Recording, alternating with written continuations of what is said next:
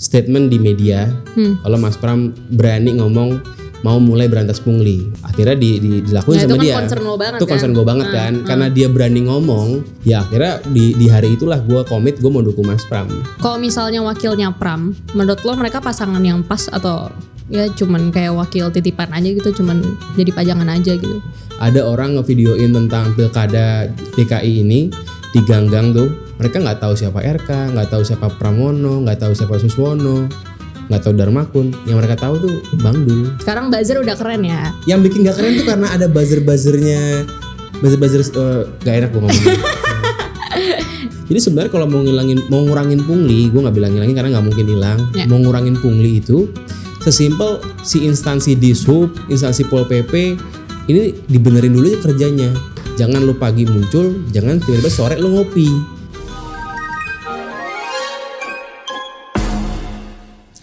Halo guys, selamat datang di Kasat Kusut. Kali ini gue mau ngomongin soal Kasat Kusutnya Jakarta. Kenapa gitu ya, kita tahu akhir-akhir ini kan kita sudah mendekati pemilihan gubernur ya. Terus gue udah kedatangan seseorang tamu spesial yang merupakan apa ya, bisa dibilang pendukung salah satu paslon gitu. Langsung kita sambut aja Bro Gamal. Halo. Gue pendukungnya, ini disclaimer dulu nih. Oh pendukung, oke. Biar tahu komen gue pasti akan ada biasnya lah. Buzzer atau pendukung nih Kak? Ya buzzer. Karena kan gue ngomenin Pram di sosmed kan. Ya sebagai KOL buzzer tentunya. Tapi buzzernya bukan buzzer RP ya, bukan. Oh oke. Tapi buzzer, yes buzzer.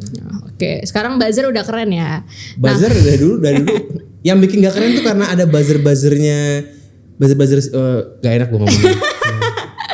Ya adalah pihak yang bikin buzzer jadi kayak jelek gitu. Berarti di luar negeri kan buzzer itu sebenarnya emang harus ada gitu. Buzzer halal kok. Iya. Yang nggak halal apa? Ya kalau dia nge-hoax, black campaign, zaman-zaman pilpres tuh, zaman-zaman dulu pilpres tuh yang dulu Jokowi Prabowo, itu parah itu. Kalau gue nggak pernah nyerang RK personal, gue nggak pernah. Kita ngomonginnya program kayak gitu. Ngomong-ngomong sebelum kita lanjut nih, gue takut orang-orang pada udah familiarnya sama Gamal ganteng maksimal gitu kan. Nah, nama asli lo itu emang Gamal atau itu branding lo aja ganteng maksimal? Gitu? Emang Gamal. Oh emang Gamal. Gue jadikan nama usaha gitu. Oh. Jadi bukannya kayak artis yang atau Rano Karno jadi Sidul, enggak. Nama gue emang Gamal. Iya. Oke, kita backtrack dikit karena gue ingat kita tuh sebenarnya pernah papasan di suatu acara waktu itu di Metro TV. Yes. Jadi guys, dulu kan gue sempat nyalek kan. Nah, Mas Gamal ini, Bro Gamal, ini dia juga nyalek dulu gitu. Yes. Nah, dulu dari mana bang? Glora. Nah, terus dari Glora itu sebenarnya sebelumnya udah ngonten dulu, masuk Glora atau gimana? Udah ngonten lah. Terus dari Glora, kok bisa sekarang mendukung Pram gitu?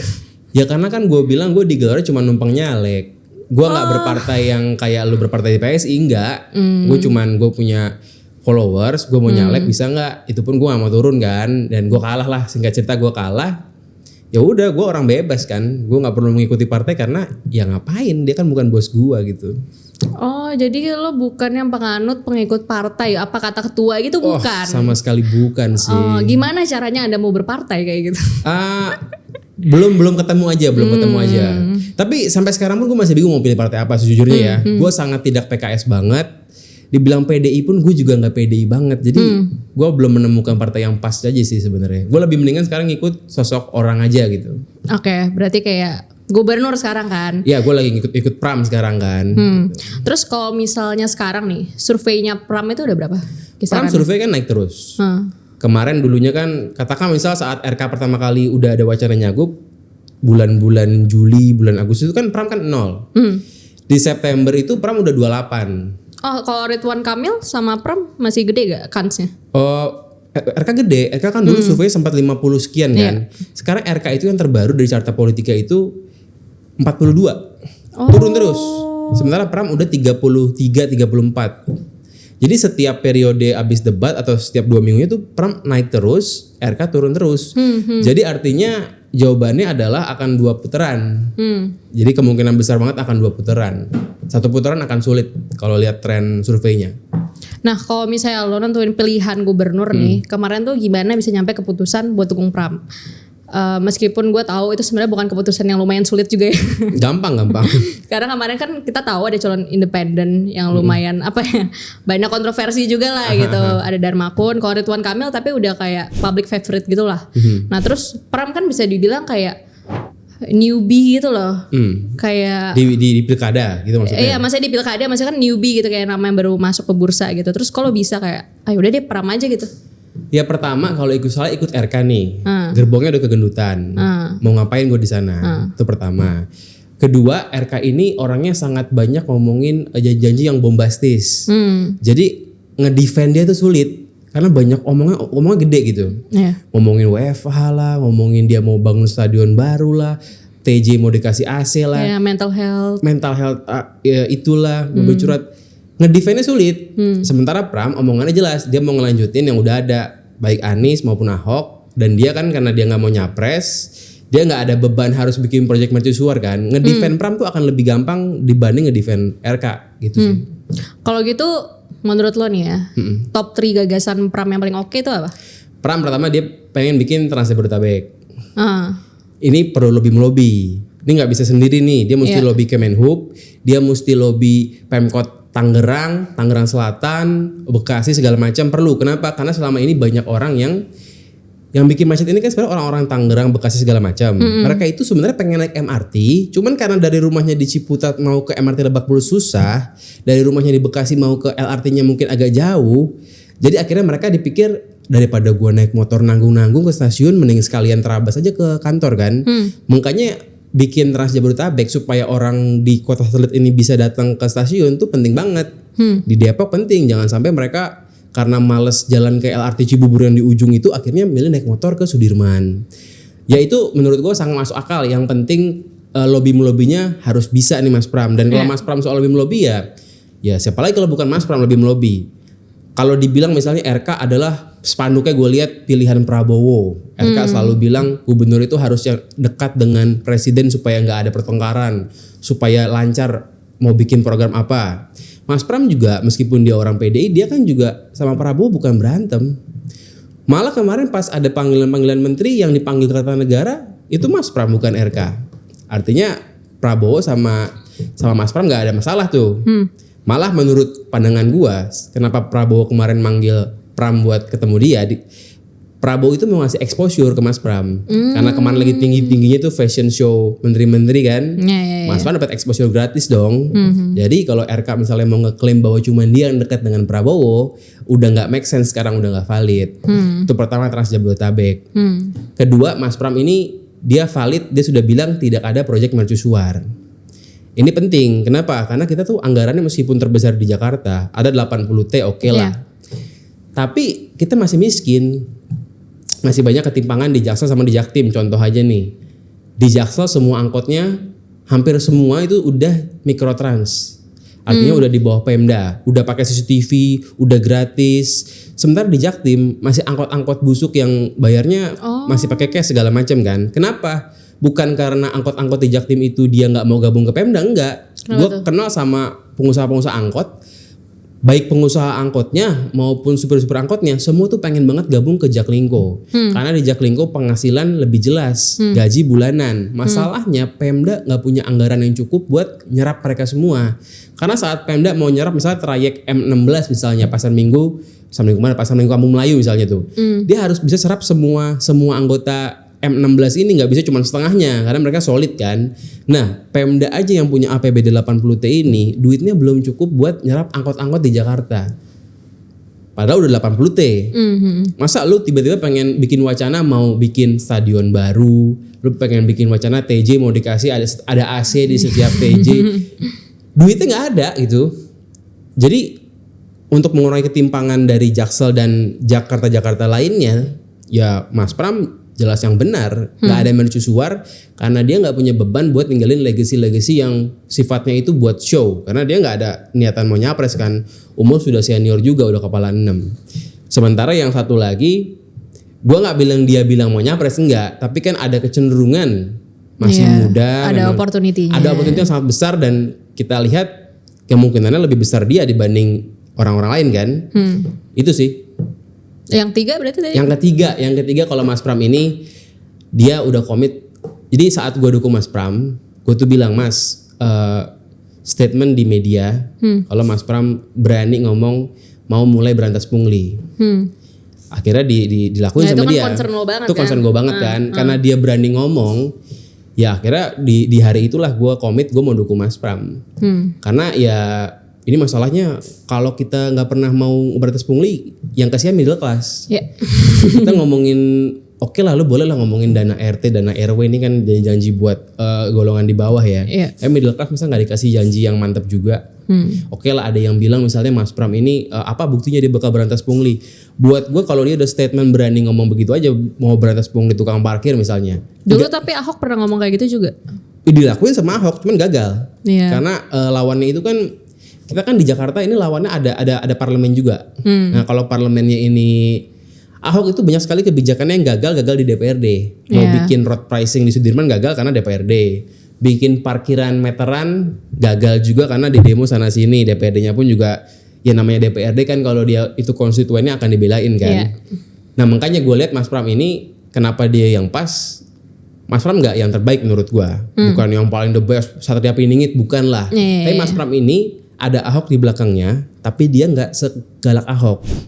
Dia bakal lebih bisa diterima lah. Kalau dia mau lebih melobi, ya tentu kalau skill lebih melobi, pinteran Mas Pram gue yakin dibanding Ahok, karena Ahok ini kan lebih belak-belakan. Gitu dari tadi. Ini Mas Pram ini ya bisa dibilang ada Anisnya, moderat orangnya, ada Ahok di belakangnya, dia juga berani, nggak ada beban, dia nggak mau nyapres. Ya itulah Mas Pram. Lebih melobi ya Mas Pram, nggak bisa kita pungkiri lah, anggota DPR berapa puluh tahun. Dan kalau ada orang nggak suka sama orang yang jago lebih melobi, nggak bisa dipungkirin mau bikin kebijakan harus melobi DPRD. Kalau nggak bisa nggak gol kan. Itu yang banyak orang biasanya ada miskonsepsi sih, kayak misalnya satu kebijakan gagal langsung disalahinnya gubernur gitu. Padahal mereka nggak tahu ada sistem kita kan ada dari DPRD-nya, belum lagi dinas dan lain-lain. Nah, tapi tadi dari poin-poin lo yang pertama, gue tuh sebenarnya kayak masih unsure gitu, karena gue ngeliat kayak Trans Jabodetabek itu kayak masih jauh deh gitu. Karena selama ini aja kayak proses Jaklingko gitu itu kan butuh waktu yang lama ya. Nah gimana caranya dia bisa, maksudnya ya tadi yang lo bilang skill ngelobi itu di Bogor gue tahu itu juga masih banyak. Masih banyak itu berat itu. Terus di Tangerang juga kita tahu lah ada keturunan beberapa keluarga gitu di situ. Apakah dia memang sekuat itu gitu? Lobby Menhub itu pertama. Lobby Menhub.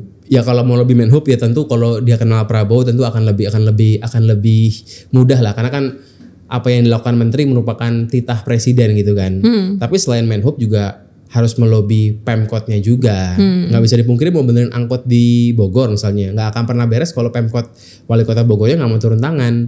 Kalau wali kota Bogor yang akan selalu pro akamsi, dia nggak mau bikin kebijakan yang nguntungin masyarakat mayoritas tuh yang butuh public transport, ya susah. Apa yang bikin lo yakin Mas Pram tuh bisa ngelakuinnya? Lobby melobi.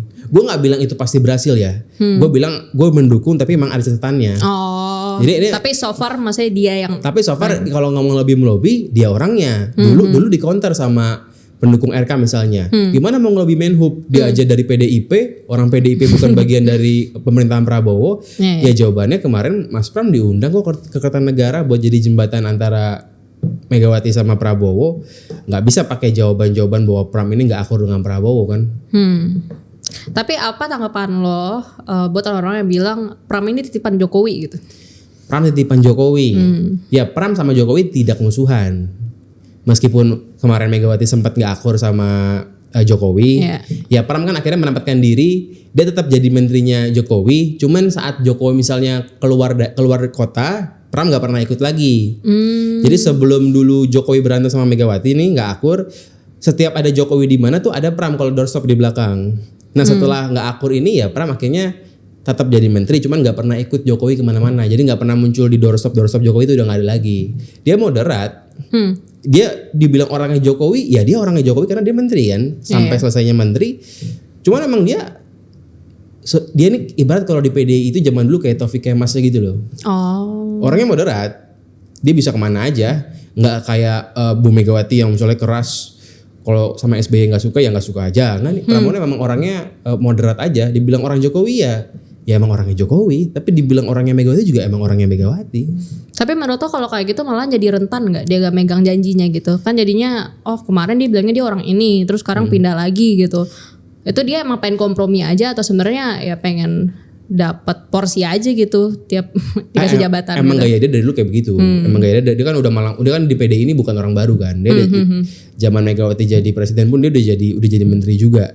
Dia emang orang yang Megawati, nggak bisa dipungkirin dong. Dia nggak mungkin bilang saya bukan orang Megawati, nggak mungkin karena emang orang yang Megawati. Tapi dia udah statement saat dia diminta maju sama Bu Mega, dia maunya nggak ada beban. Dia nggak mau pemerintahan dia kalau menang banyak bebannya, banyak minta sana sini dia nggak mau. Dia udah bilang ke Bu Mega, minimal yang gue dengar dari Mas Pram ya, dia udah bilang ke Bu Mega, dia mau maju saat diminta. Jika memang pemerintahannya ini jangan dikasih beban-beban tambahan lah. Contoh beban tambahan tuh gimana? Contoh misal ada minta sana sini dari katakan misal ada DPRD partai minta begini-begini, jangan ditambah kayak begitu-gitulah. Itu yang gue dengar minimal Mas Pram udah ngomong ke Bu Mega soal itu. Tapi menurut lo power dia tuh berarti oke gitu ya buat jadi gubernur?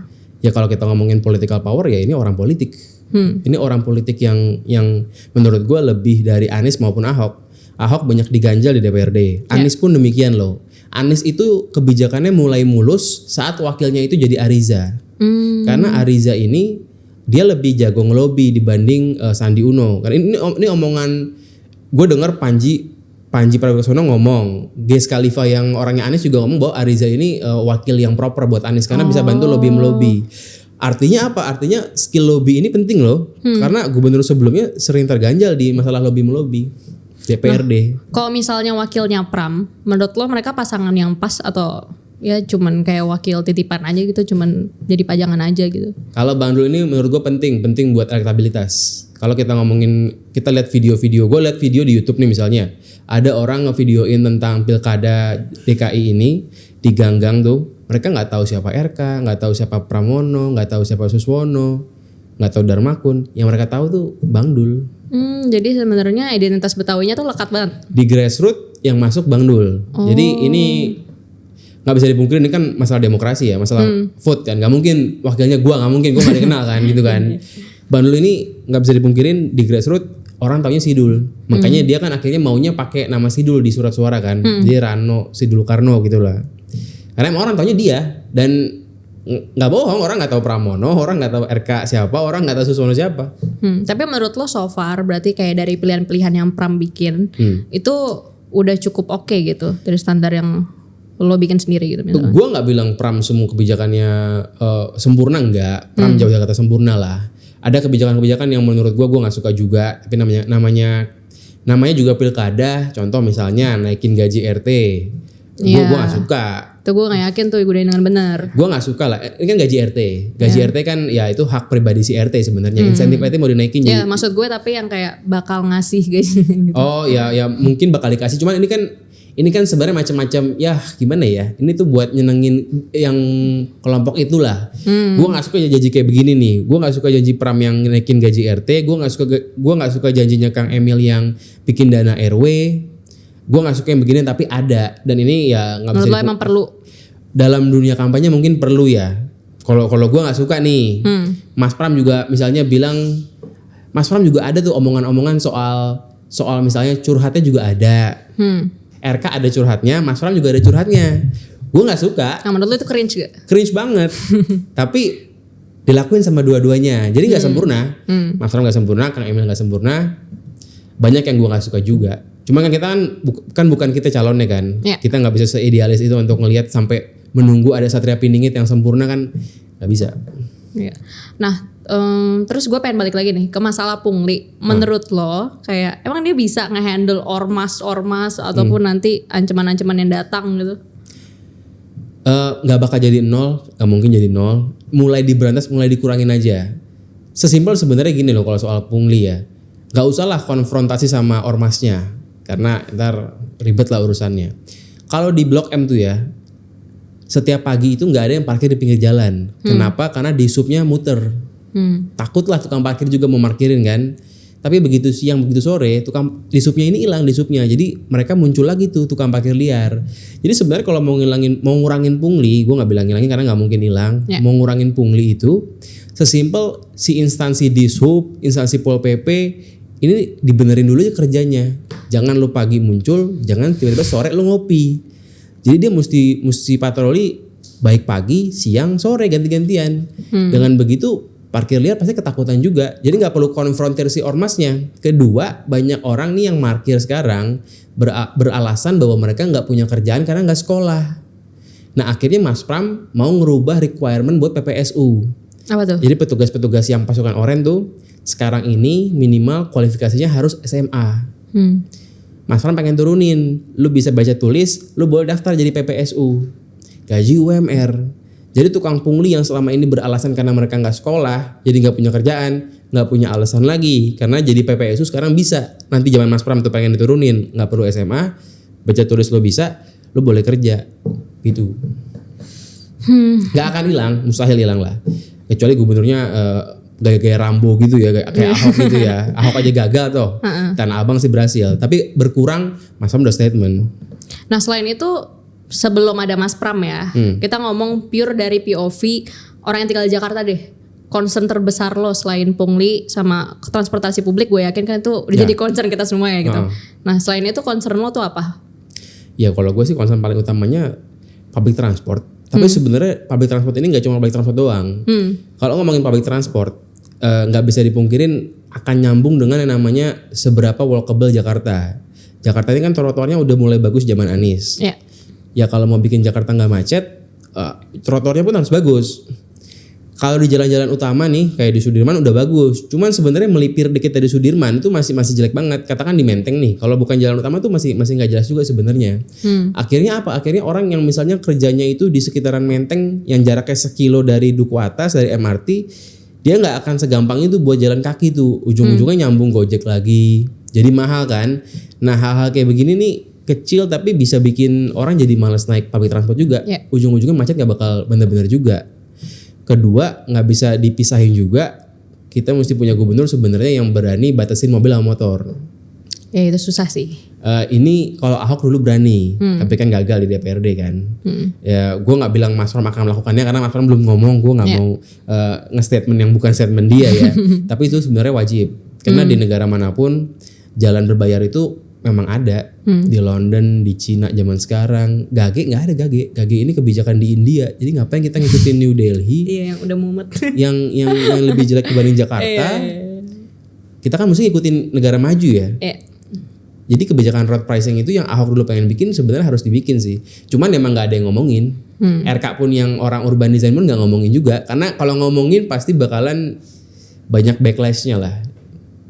Nah kalau gitu kayak misalnya di gagasannya Pram itu, lo bisa ngasih saran gitu nggak sih ke pihak Pramnya langsung? Dan mereka bisa ngembangin nggak gitu kayak di tengah jalan? Gue ngasih saran sih, gue bukan ngomong ke timnya ya. Kalau ngomong ke dia ya gue beberapa kali ketemu kan. Ya cuman gue nggak nyaranin macam-macam sih sebenarnya kalau ke dia.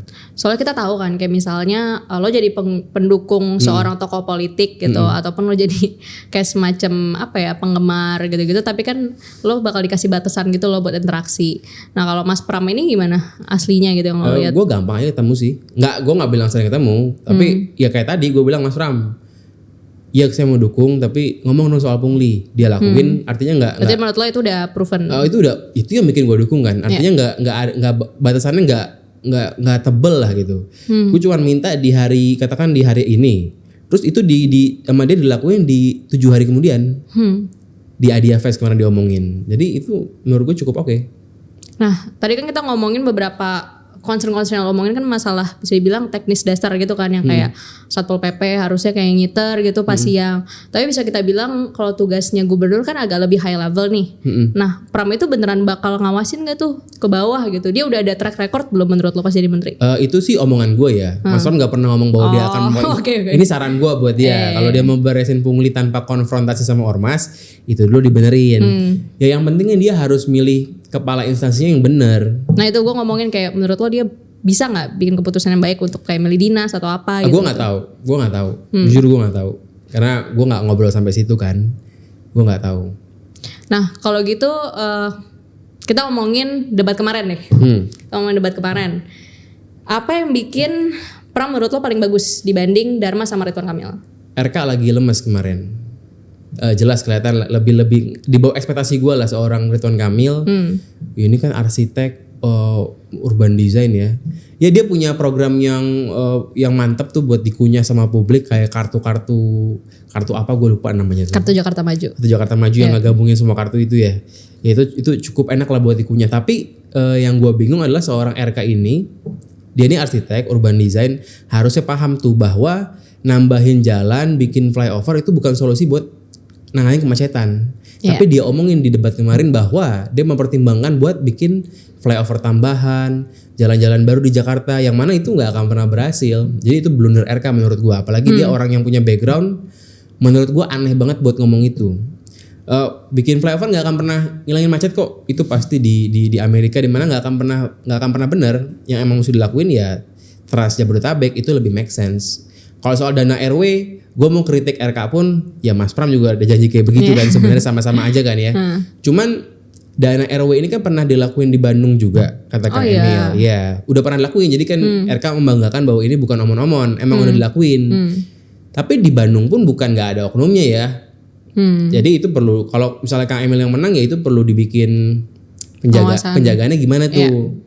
Yang megang nanti lurah katanya kan. Jadi lurah misalnya lurah mana, misalnya lurah Pegangsaan 2 nih, ada 27 kelurahan, dia bakal megang dana tambahan 5,4 M setahunnya. Nanti ketua RW ini bakal ngajuin pencairan ke Pak Lurah. Gimana saat ngajuin pencairan itu nggak ada aneh-aneh tuh. Ya, itu concern gue juga sih. Itu concern besar yang dia nggak omong-omong, emang udah dilakuin tapi bukan sempurna ya.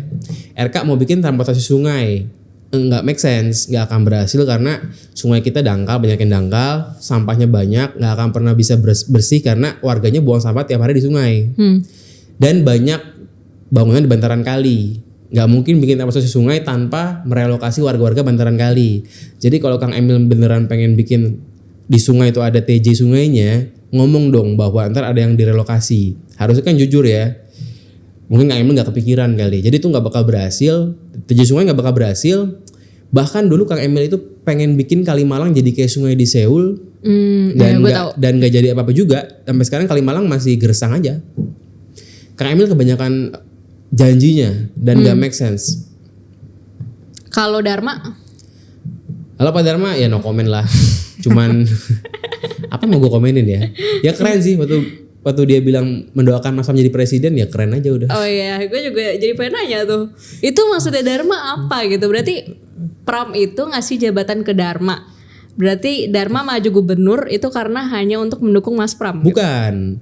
Jadi Pak Dharma ini kan sebelumnya merupakan wakil ketua BSSN, Badan Sandi Negara. Katanya Pak Dharma ini yang ikut bikin Pak Dharma jadi wakil ketua BSSN itu adalah Mas Pram. Mungkin Mas Pram ngasih rekomendasi apa gimana gitu, gue nggak tahu lah. Jadi mereka udah kenal lama. Jadi Pak Dharma bilang saya ini bintang 3 juga karena Mas Pram. Mereka saling respect lah. Oh. Sesimpel itu sih. Tapi nggak tahu kenapa dia ngomong presiden, gue nggak paham juga. Yang dia bilang, yang dia bilang dia mau jadi staff Mas Pram aja gitu. Itu dia gue bingung. Ya. Gue bingung lah kalau itu. Tapi itu bukan bikin dia menjadi pilihan yang bagus juga ya gitu ya. Gue harap Pak Dharma naik elektabilitasnya ya. Gue harap dia bisa 10%, gue harap. Karena Pak Dharma ini penting buat bikin 2 putaran. Kalau nggak ada Pak Dharma kan nggak bakal 2 putaran kan. Hitungannya tuh gimana sih? Ya kan kalau lebih dari 2 orang itu kan ada potensi 2 putaran. Kalau cuma berdua kan nggak bisa kan. Jadi kalau misalnya Kang Emil ini menang di putaran pertama tapi nggak nyampe 50%, kan putaran kedua. Ya putaran kedua itu gue pede Mas Pram menang. Karena surveinya selalu naik. Jadi cuma tinggal nungguin waktu buat cross aja. Cross sampai RK di bawah, Mas Pram di atas gitu. Ada nggak sih nama programnya Mas Pram sendiri? Kan biasanya kayak kemarin kita tahu Prabowo ngomongnya keberlanjutan gitu, terus kayak Anies perubahan. Nah kalau gubernur si Mas Pram ini brandingnya apa? Mas Pram keberlanjutan. Oh. Mas Pram keberlanjutan sesungguhnya gitu. Ngomongin Bang Yos punya TJ, ngomongin Anies punya Jaklingko-nya, semua dilanjutin. Nggak ada beban buat bikin Anies misalnya benerin JIS nih. Terus dengan benerin JIS takut Anies makin tinggi namanya. Nanti makin susah buat ngalahinnya di Pilpres selanjutnya. Mas Pram nggak peduli kan. Jadi itu kenapa Mas Pram nggak bilang mau bikin stadion baru, sementara Kang Emil pernah nyeletuk pengen bikin stadion baru karena JIS susah dibenerin gitu. Ya buang-buang anggaran plus ya apa mungkin karena nggak mau Pak Anies namanya dapat tambahan legacy gitu kan, nggak tahu juga. Tapi menarik sih gue lihat. Jadi gue tuh kayak expose sama Mas Pram ini mana lewat konten-konten TikTok gitu, kayak gue gak nyari serius, muncul di FYP gue yang kayak seumuran gue pada nge-repost gitu kayak Dari pas Mas Ming Pram udah bukan jadi menteri gitu, udah bukan orangnya Jokowi gitu. Terus banyak lah konten-konten dia menurut gue tuh lumayan nge-reach out ke teman-teman gue. Even teman-teman gue pada nanya ke gue gitu kayak lo tau nggak kalau gubernur lo milih siapa gitu. Nah itu maksudnya apakah itu juga salah satu hal yang lo kerjain atau emang Mas Pramnya sendiri timnya emang udah lumayan ngerti Medan Jakarta gitu? Menurut gue timnya ngerti. Gue nggak bagian dari tim sosmed nggak. Gue kan dukung di kanal gue sendiri. Tapi gue melihat emang anaknya Mas Pram nih namanya Dila. Dila ini ikut bantuin Mas Pram dan dia tuh cukup savvy dunia TikTok lah. Dia ngerti cara main TikTok lah. Pantesan dari kaos lo aja tuh gue kayak ini Jakarta banget nih desain-desainnya. Gue harus akui dia cukup sangat mengerti tren TikTok dan itu kan bikin akun dari nol. Baru bikin pas bulan September dan naiknya lumayan dan viewsnya itu sering banget FYP. Apalagi ditambah ada pas Ming Base segala macem kan.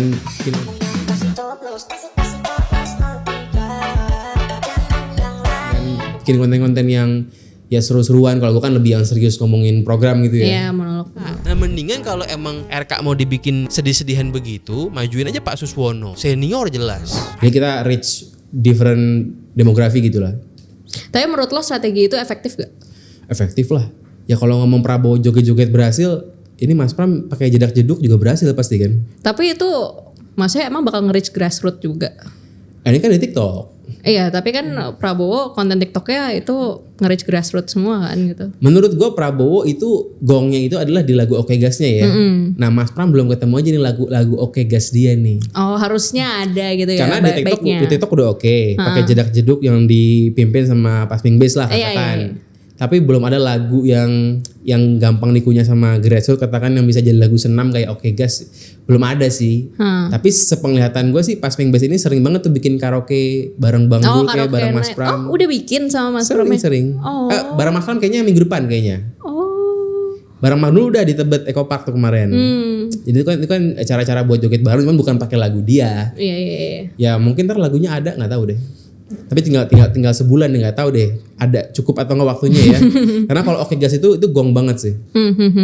Terus menurut lo kemarin tuh survei bisa naik karena debat atau karena gue kan ngeliat nih beberapa kali kayak misalnya jalan ke daerah manapun itu selalu ada spanduk Mas Pram gitu. Tapi gue ngeliat dua paslon yang lain tuh kok kayaknya jarang gitu. Apakah ini memang kekuatan PDIP gitu ya? Kita tahu mereka kalau misalnya di darat tuh gencer banget geraknya gitu. Jadi apakah emang PDIP ini serius mengusung Mas Pram gitu? Ya kalau gue kemana-mana ya benernya banyak banget. Jadi sih asumsinya harusnya super serius ya. Karena yang namanya dukung Mas Pram kalau serius berarti kan PDI juga ngeluarin amunisinya entah dana ataupun orang-orangnya. Dan karena Mas Pram ini naiknya cepat. Karena Mas Pram ini belum populer emang. Jadi yang kenal Mas Pram tuh baru sedikit kan. Jadi gampang naikinnya dibanding naikin orang yang emang udah populer semua orang tahu kan. Kang Emil udah paling populer di Jakarta. Semua orang tahu, tapi kan yang gak suka dia juga banyak. Di sosmed pun begitu. Kalau nonton di TV itu TV One di mana-mana dari analisanya Drone Emprit tuh namanya Drone Emprit beneran. Ya udah lama gue denger ya. Emang RK ini paling banyak diperbincangkan, tapi banyak negatifnya.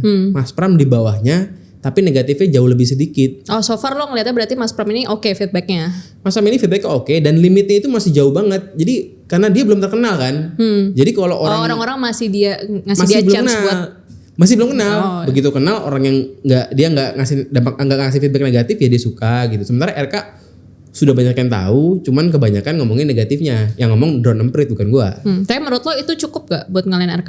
Kita kan tahu ya RK tuh nggak cuman populer maksudnya di mayoritas middle class Jakarta saja, cuman maksudnya lower grassroots juga tahu banget RK itu siapa dan biasanya kan mereka milihnya based on knowing aja gitu kayak gue tahu Ridwan Kamil gue vote Ridwan Kamil, gue nggak tahu Pram ya udahlah bisa gitu. Itulah kuncinya ada namanya Rano Sidul Karno. Oh itu tugas dia ya. Kalau kita di Jawa Barat Rano Karno nggak laku. Grassroots taunya Ridwan Kamil. Ini kan gubernur yang Instagramnya juga populer banget ya. Tapi di Jakarta lebih populer Rano Sidul Karno di grassroots. Jadi Mas Pram yang tadi popularitasnya itu rendah masih belum sampai puncaknya tapi ditopang sama Rano Sidul Karno ini. Sama gue kepo satu hal sih, karena kan akhir-akhir ini yang lagi rame diomongin itu kan kalau Jakarta zonasi, PPDB gitu-gitu. Nah Mas Pram itu ngomongin nggak di gagasannya ada kayak soal pendidikan gitu? Ada tapi gue nggak baca karena gue nggak concern. Oh concern lo emang Yeah. di pungli sama ada gue baca sekilas tapi gue nggak ngerti jadi gue skip gitu. Kalau transportasi umum selain apa Trans Jabodetabek itu dia ada lagi gak masukin yang lain? Ada namanya TOD. Oh, Transit Oriented Development. Yes, ini penting. Jadi gimana Anies dulu tuh bikin nutup terowongan Kendal di Blora tuh, yang tadinya buat mobil jadi buat orang jalan kaki. Itu sama Mas Pram akan dibanyakin di tempat-tempat lain. Jadi kalau Mas Pram menang, siap-siap aja bakal banyak jalan-jalan yang tadinya buat mobil, tiba-tiba ditutup karena buat pejalan kaki. Pasti tentunya tempat-tempat yang dekat dengan stasiun, dekat dengan LRT, halte tuh akan mungkin dijadikan TOD. Jadi itu bagus banget karena kalau nggak begitu ya kita akan naik mobil terus. Jadi TOD itu program unggulan Mas Pram yang sayangnya nggak diomongin pas debat. Iya, soalnya kemarin gue kayaknya nggak inget deh dia debat ngomong soal itu. Ketinggian mungkin bahasannya atau iya masuknya. sih, Transit Oriented Development. Ya setahu gue sih timnya Mas Pram ini banyak timnya Anies. Oh. Jadi tuh mungkin bikinan timnya Anies tuh mungkin ya. Gue nggak tahu, gue belum nanya kan. Tapi itu penting banget. Mau ngilangin macet nggak bisa, nggak bikin TOD nggak bisa. Mau ngilangin macet harus bikin TOD. Itu yang gue suka. Cuma berarti dia banyak fokus buat ini ya ngilangin kemacetan gitu. Iya, tapi nggak cuma dengan cara sesimpel bagusin MRT enggak. Yes, ada MRT dibagusin, tapi ada yang lainnya gitu. Ada bikin TOD segala macam gitu. Mungkin terakhir kayak kayak what do you expect gitu di debat nanti lagi gitu. Performance Mas Pram yang belum lo dapetin gitu, dia belum puas. Mas Pram kurang senyum sih. Oh itu iya, kurang senyum. Karena Mas Pram itu kan di semua bannernya senyumnya kan paling kelihatan tuh. Yeah. Ada lesung pipitnya segala macam. Itu kan ibu-ibu itu nggak substansial. Yeah. Buat gue nggak penting. Yeah. Tapi kan ya renyah di grassroots dan itu penting sih. Jadi harapannya Mas Pram bisa lebih relax, senyum-senyum, ya happy-happy aja lah gitu. Dan Bang Dul kalau dia pengen jual kebetawiannya ya, yang menurut gue sebenarnya nggak substansial. Tapi kalau dia pengen jual ya logatnya mungkin perlu kemarin kurang keluar gitu. Lebih ke gimmick, kalau saran gue gimmick-gimmicknya aja. Mungkin nervous kali ya pertama kali. Mungkin gitu. nervous kali karena ya Mas Pram kan belum pernah langsung debat kan. Dia kan pernahnya DPR, jadi menteri, nggak pernah debat pilkada kan nggak pernah. Kalau si Dul kan harusnya. Iya dia harusnya kan, udah. Dia kan udah malang melintang gitu. Cuman RK juga kenapa kemarin lemes tuh, padahal dia udah sering debat kan. Ya mungkin capek kali ya, soal acaranya banyak banget gitu. Mungkin capek kali. Kalau Pak Suswono kan juga belum pernah kan, wajar lah. Kalau masih nervous gitu. Tapi menurut lo dari performance semua debat kemarin sama Mas Pram yang paling bagus berarti? Ya akan bias kalau gue jawab, tapi ya Mas Pram gitu. Oke, terakhir. Kasih, gak usah 1 menit deh. Kasih kasih pesan yang cukup meyakinkan biar orang mau pilih Pram dulu. Oke, intinya sih lagi-lagi Jakarta meskipun APBD-nya itu 80T terbanyak di Indonesia, tapi tetap kita ini masih miskin. Buktinya angkot aja di Jaktim belum diserap, di Jakut belum diserap, semuanya masih angkot-angkot mandiri yang swasta-swasta punya. Itu bukti kita duitnya nggak cukup. Jadi kalau duit nggak cukup, jangan pakai wacana pengen bikin proyek mercusuar hanya demi bikin legacy. Yang ada proyek-proyek Jakarta ini nggak pernah rampung, nggak pernah sempurna.